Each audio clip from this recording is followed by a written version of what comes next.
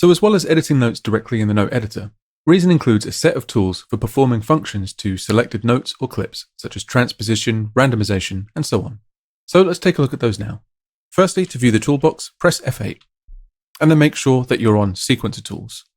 Much like racks and tracks, you can collapse or expand all of the categories at once by Alt-clicking. So I'll begin by folding them all, and then we can look at each section in detail.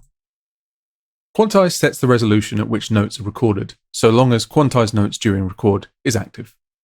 This is linked to the Quantize resolution and Q record controls on the transport, so it's just another way of changing those settings. It does, however, allow you to set the Quantize strength. For example, with a strength of 50%, half of my natural timing will be preserved, while still bringing the notes more or less in line with the grid.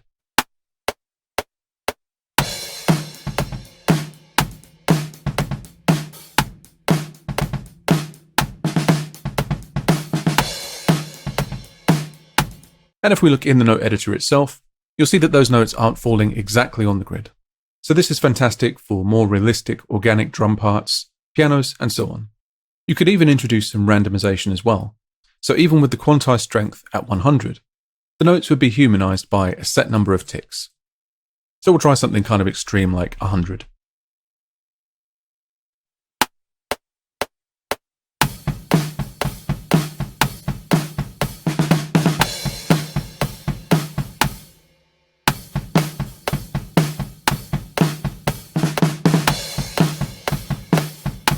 Now obviously that would be more useful at lower settings, but you get the idea.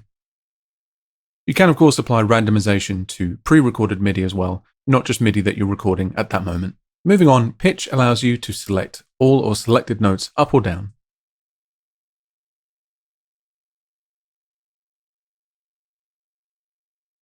This also works on selected clips.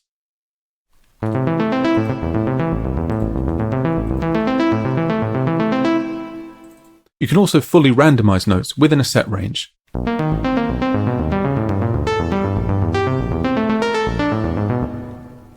Next, note velocity is fairly straightforward. One peculiarity is that the first entry is labeled add, but you can in reality add minus numbers.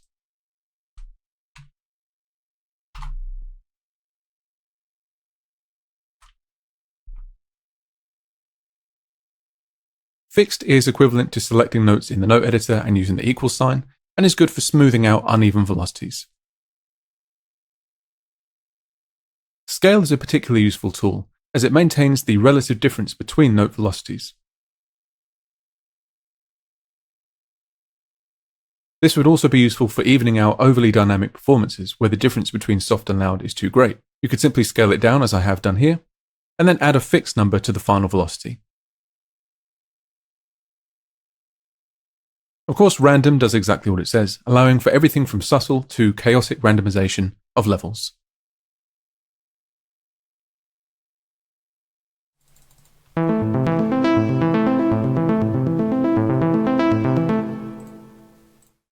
Note length functions as in the info bar in the note editor, allowing you to make length adjustments in bars, beats, sixteenths, and ticks. Legato adjustment is used for joining up notes.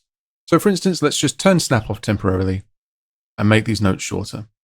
And supposing that's the way they were recorded, but I actually wanted them joined up, I could just press side by side. I can also apply an overlap, again in bars, beats, sixteenths, or ticks. This is particularly useful for legato-enabled patches like mono basses or sampled legato string libraries. And of course, as you'd expect, gap by just leaves a gap in between the legato notes. Scale tempo is an alternate way of applying time stretching to control or command dragging in the arranger, but with the added benefit of giving you shortcuts to halving and doubling tempo.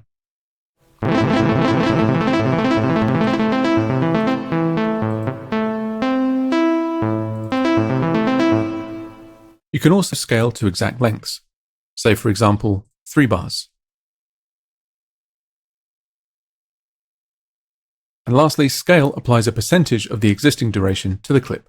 So you could change the tempo of a clip to 25% of its original speed,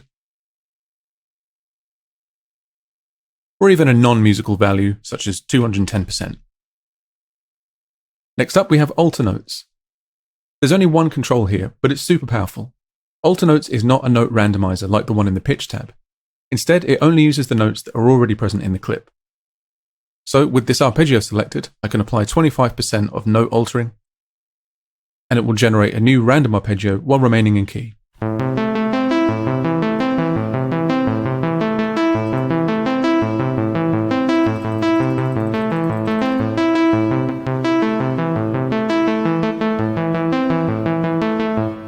This is a fantastic tool for generating new arps, fills, and phrases.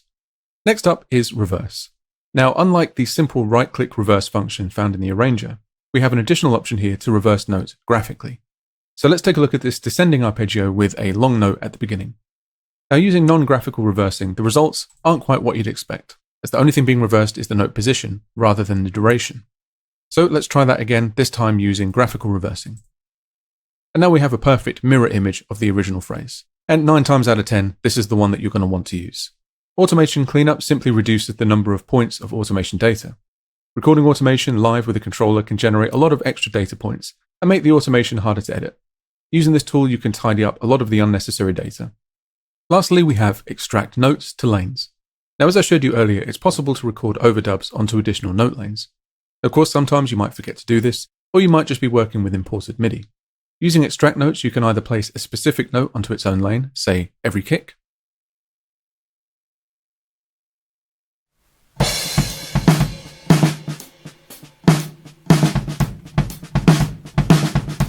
or you could set a specific note range, which would be useful for isolating, say, the right hand from the left hand in a piano part.